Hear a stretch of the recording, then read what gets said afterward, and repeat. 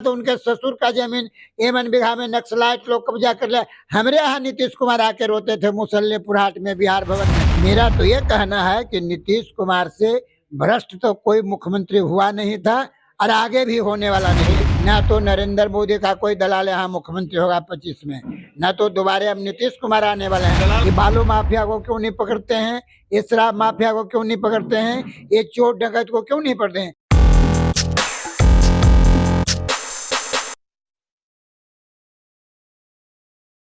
और जैसा कि हमने आपको सुनवाया डॉक्टर एलवी सिंह को, और उनके साथ खड़े हो गए हैं जेपी सेनानी के अध्यक्ष हैं। क्या नाम है सर? ब्रह्मदेव पटेल, राष्ट्रीय। क्या कहेंगे ये गलत नीतीश की जो पुलिस का? ये देखिए, नीतीश कुमार पिछले 20 साल से सत्ता में हैं, लेकिन जनता पर उनका पकड़ खत्म हो गया है। जनता पे पकड़ खत्म हो गया है कि अधिकारियों पे पकड़? जनता पर भी खत्म हो गया है, अधिकारी ही उन पर पकड़ बना लिए हैं। ये नीतीश कुमार का सचिवालय से सरकार नहीं चल रहा। ये जो ब्यूरोक्रेट हैं, जो आईएएस हैं, आईपीएस हैं, मुट्ठी भर जो दलाल हैं, ठेकेदार हैं, ये लोग सत्ता को चला रहे हैं और उसके सामने नीतीश कुमार नतमस्तक है। एलवी सिंह का ही कहानी नहीं है, पूरे बिहार में सैकड़ों ऐसे जो जन सेवा करते हैं, जनता के साथ काम करते हैं, इनकी पुलिस, इनके कलेक्टर, इनके एसपी गैर कानूनी ढंग से तंग करते हैं।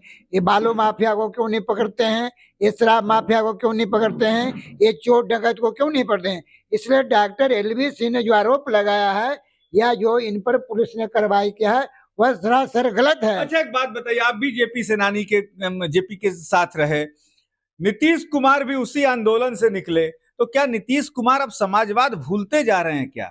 सवाल है कि नीतीश कुमार सिर्फ लोहिया का नाम लेते हैं, लेकिन लोहिया के कहे हुए काम को नहीं करते हैं।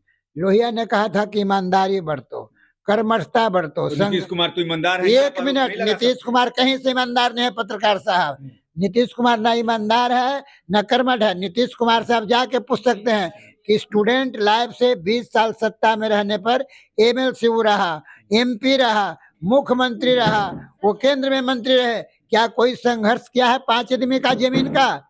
उनकी जमीन का तो उनके ससुर का जमीन एमन बीघा में नक्सलाइट लोग कब्जा कर लिया। हमारे यहाँ नीतीश कुमार आके रोते थे मुसल्लेपुर हाट में, बिहार भवन में, हमने उनके जाकर जमीन को नीतीश कुमार आपके यहाँ के रोते थे? हाँ जी, पूछ लीजिए आप। मुख्यमंत्री बनने के बाद भी नहीं कर सके वो? एमपी रहना, उस समय वो एमपी था।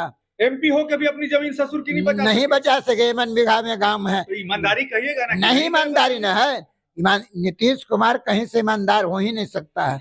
मेरा तो ये कहना है कि नीतीश कुमार से भ्रष्ट तो कोई मुख्यमंत्री हुआ नहीं था और आगे भी होने वाला नहीं है। बड़ा इल्जाम आप लगा रहे हैं। हम आरोप लगा रहे हैं, खुल के आरोप लगा रहे हैं। केस हो जाएगा। केस हो जाएगा तो केस हम हाई कोर्ट में लड़ेंगे। हम खुद वकील हैं, आपको पता है।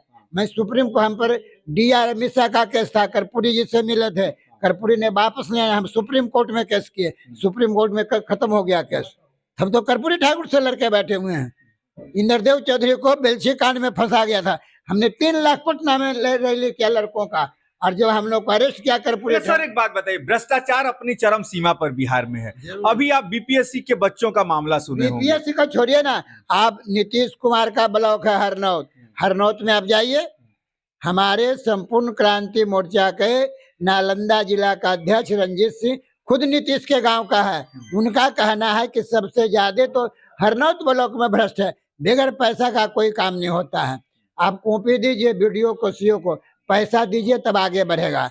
कलेक्टर ही जाइए वही हाल है, एसडीओ ही है।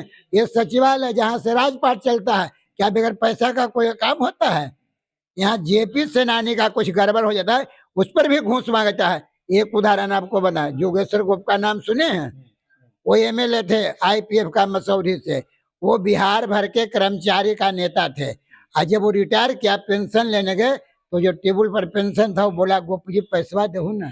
तो कहा क्यों पैसा दे? हमने तो बोला आप भी तो पैसा लेते थे। तो ये जो नीतीश कुमार जिस कुर्सी पर बैठा है, ये 52 में कुर्सी श्री बाबू को मिला था और श्री बाबू उसमें घून लगा दिया था, जो भी वो कुर्सी पर बैठेगा वो चोर बैठेगा। वो कुर्सी को जला दो, इनकलाब करो, क्रांति करो, बदलाव करो, तब जाके नया कुर्सी बनेगा।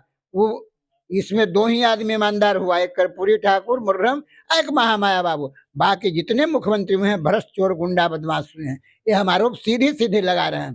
केस करना है कर दें। मतलब आप मानते हैं, देखिए आपसे बात हो रही है, मानते हैं आप कि बिहार में अब बदलाव चाहिए, फिर बदलाव से? के लिए हम लड़ रहे हैं। हमने 15 मोर्चा का एक जन मोर्चा बनाया हूँ। हम बिहार के सभी सीटों पर लड़ेंगे। और अबर एनडीए का यहाँ पर विकल्प है जन मोर्चा, जिसके हम संयोजक हैं। और एक उसमें अखिलेश जी सह संयोजक हैं जहाना के, फिर एक संयोजक हैं बिहार शरीफ के, एक मधुबनी के। हम लोग सब सीटें तय कर रहे हैं। हम लोग फरवरी तक सब अनाउंस कर देंगे।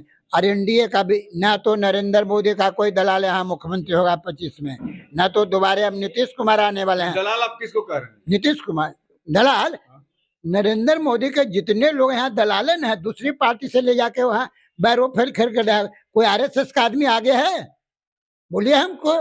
कोई आरएसएस को सही मानते हैं आप? नहीं मानते। आरएसएस तो और गलत है। मैंने उनका आदमी रहता तब ना वो भाजपा का रहता।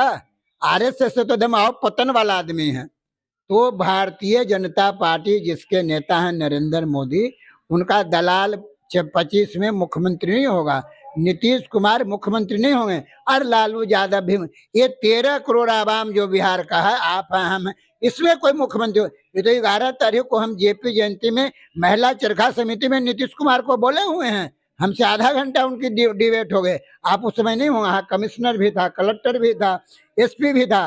वो लोग को नीतीश कुमार ने हटाया कि ब्रह्मदेव पटेल का मामला सीधे ब्रह्मदेव पटेल मेरा है, तुम लोग हटो।